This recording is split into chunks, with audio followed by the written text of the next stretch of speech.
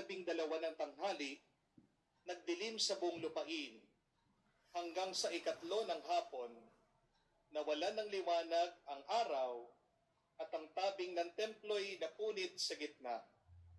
Sumigaw na malakas si Jesus, "Ama, sa kamay mo'y pinagtatagubilin ko ang aking espiritu." At pagkasabi nito, nalagot ang kanyang hininga. Lumuhod po tayo.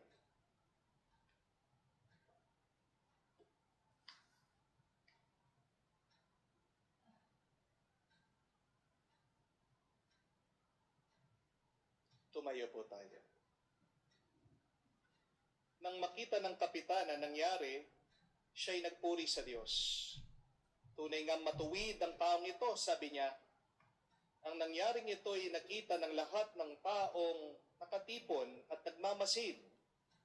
At umuwi silang dinadagukan ang kanilang dibdib. Nakatayo naman sa di kalayuan ng mga kaibigan ni Jesus, pati ang mga babaeng sumunod sa kanya mula sa Galilea. At nakita rin nila ang mga bagay na ito. Mga kapatid, ang mabuting balita ng ating Panginoon.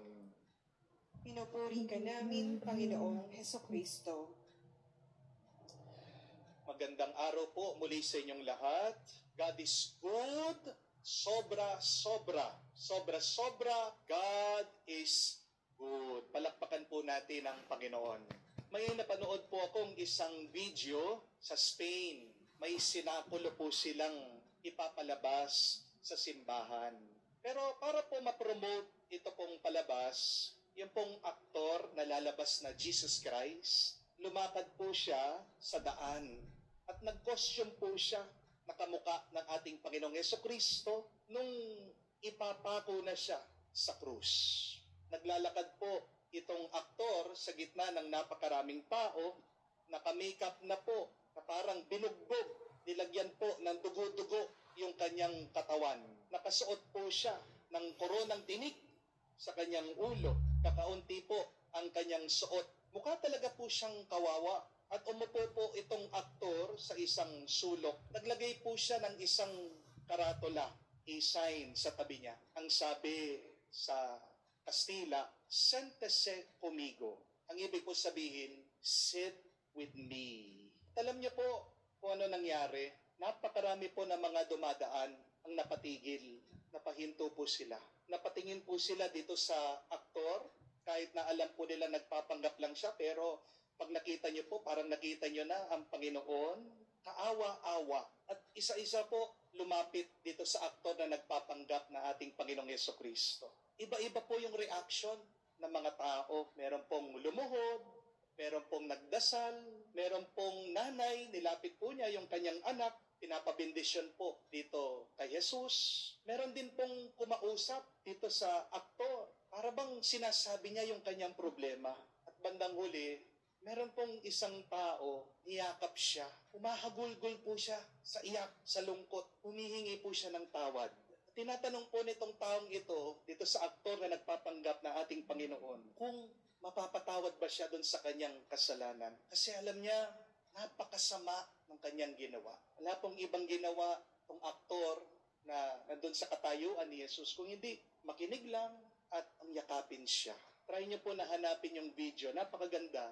Makikita niyo po yan sa YouTube o kaya sa Facebook. Ang pamagat po is, "Siéntese conmigo." Ibig po sabihin is, sit with me. Very touching. Nakakaantig po ng puso. Pero, ang ganda pong pagnilayan, no? Ay, ikaw, kapatid, kung man makikita mo, face to face, itong ating Panginoon, kung sa kanyang itsura na talagang kaawa-awa, kalunos-lunos, anong gagawin mo? Maaawa ka din ba? Lalambot ba yung matigas mo ng puso? Maluluha ka ba? O iiwasan mo siya? Anong sasabihin mo sa Panginoon kapag nakita mo yung itsura niya doon sa punto na kung saan inalay niya ang sarili niyang buhay para sa iyo? Nakakatawa, ating pong nabasang Ebanghelyo, sa pagpasok po sa syudad ng ating Panginoong Hesukristo, sa syudad ng Jerusalem, sinalubong daw siya ng mga tao. Napakarami nila, nagdadala sila ng mga palaspas. Naglatag pa nga sila ng mga balabal para daanan niya. At sumisigaw ang mga taong ito. Sabi nila, Hosanna! Hosanna! Ibig po sabihin is, save us! Ligtas mo kami! Tulungan mo kami! Pero nung dinakip si Jesus, noong nandun na si Jesus sa harap ni Pilato, ang tanong, nasaan na yung mga taong ito na sumalubong sa kanya? Nasaan na itong mga taong natutuwa na siya'y dumating, naniniwala na ililigtas sila? Nasaan na itong mga taong ito? Diba? Di na natin sila narinig. Wala na sila. Nagtakbuhan na yung mga alagad. Nagtago na yung mga apostol. Yung mga sumisigaw na Hosanna, iba na ang sigaw nila. Sinasabi nila ngayon, ipako sa krus, patayin siya, palayain si Barabas. Di po ba? Makakalungkot yan. Pinagpaksilan siya ng mga sumalubong sa kanya. Di po ba? Kung araw-araw kayong nakikinig sa ating mga misa, kung alam niyo po ang mabuting balita, ang dami pong natulungan ng ating Panginoong Jesucristo. Pero wala na sila nung siya'y nagdudusa. Nasaan na yung mga libo-libong pinakain niya nung pinarami niya yung kakaunting tinapay at isda? Wala. Nasaan yung mga bulag, lumpo, mga paralitiko, mga may sakit na pinagaling niya? Wala.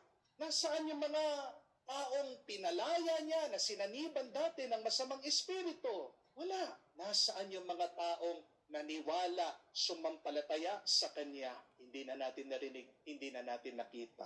Wala na sila nung nahuli ang Panginoon. May katotohanan, di po ba? Na habang may natutulungan ka, marami kang kaibigan.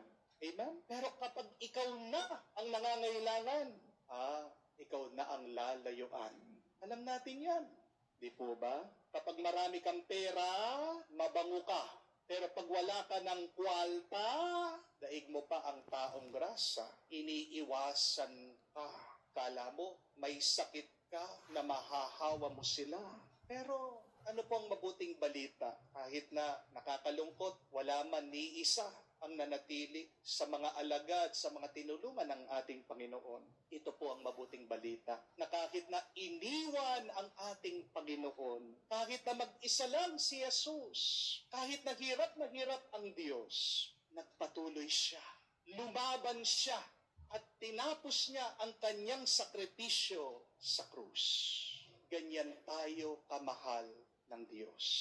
Yan ang Diyos natin, mga kapatid. Hindi siya mang-iiwan kahit iniwan natin siya. Meron po tayong isang Diyos na paglalaban tayo hanggang huli. Kahit na madalas wala tayong utang na loob sa Kanya. Hindi sumasakit ang loob ng Diyos. Marunong siyang magpatawad. Ang Kanyang pagmamahal ay taos, lubos, at ubos. Pero yan yung nakakapagtaka po, no? Sa ugali ng Diyos. Napansin niyo po ba? Hindi siya natatakot na gawin yung mahirap, yung masakit, yung mabigat para sa atin. Bakit kaya?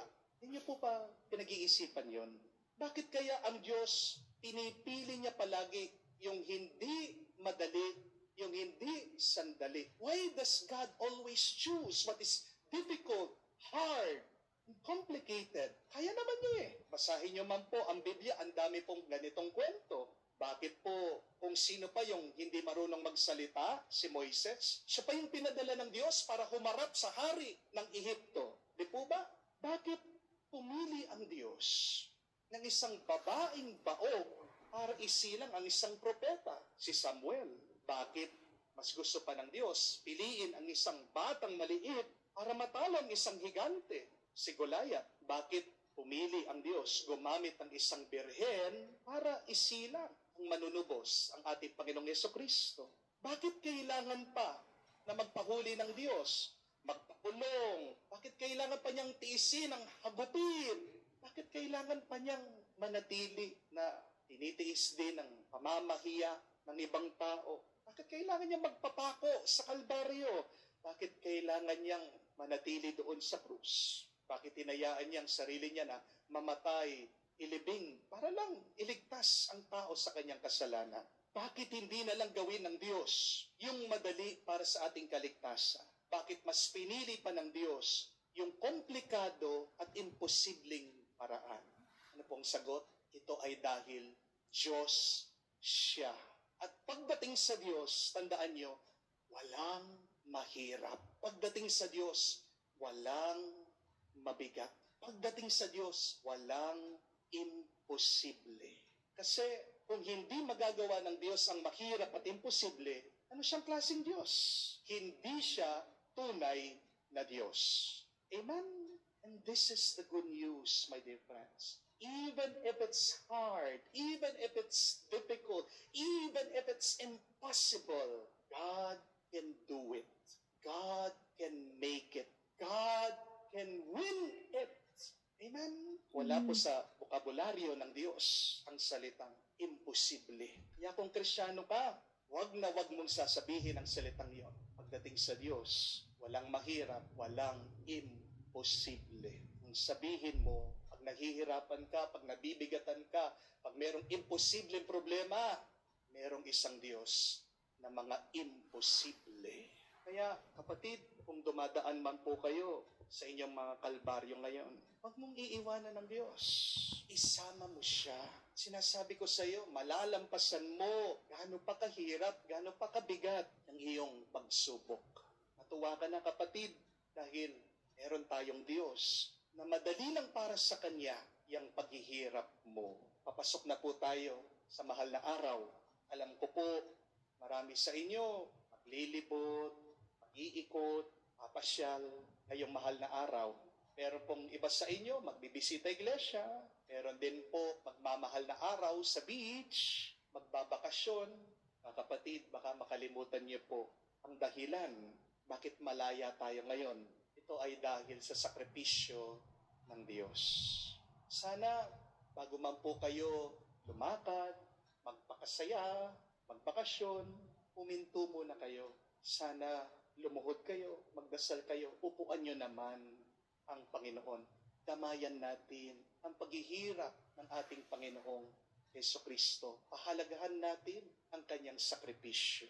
Wala na pong ibang ikatutuwa ang Diyos ngayong mahal na araw kung hindi ang makasama natin siya uli. Kaya, kapatid, please, kahit konting sandali, pero bigay mo ang iyong puso, ang iyong damdamin, ang iyong oras sa Kanya. Damayan mo ang ating Panginoon, paramdam mo ang iyong pagmamahal sa Kanya ngayong mahal na araw. Salamatan po natin ang pag-ibig at pagmamahal ng Diyos sa pamamagitan po ng ating panalangin at ang ating pagbabagong buhay.